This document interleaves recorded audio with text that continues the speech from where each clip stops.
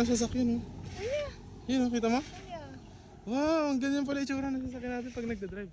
Guys, naabutan namin yung mga tupad sa Tagaytay. Kita nyo? Ganito rito sa Tagaytay, every morning, eh, no? Every morning. May naglilinis. Kaya dito na kayo pumunta.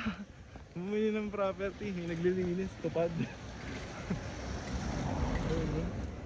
Papunta na kami sa ano, sa Palace. Tok ng bundok. Yeah, Palace in the Sky, guys. May palasyo, tapos may overpriced na strawberry taho. Kala mo. Hi guys! Dito na kami sa Tagaytay.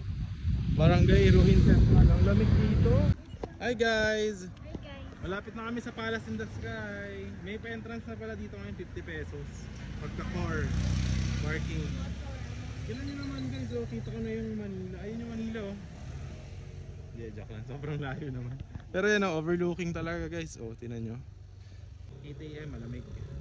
Ayun na yung ulap, oh. Kitang-kita nyo, no? Di ba? Yun, oh, di ba? Maganda talaga tumira sa Tagaytay guys.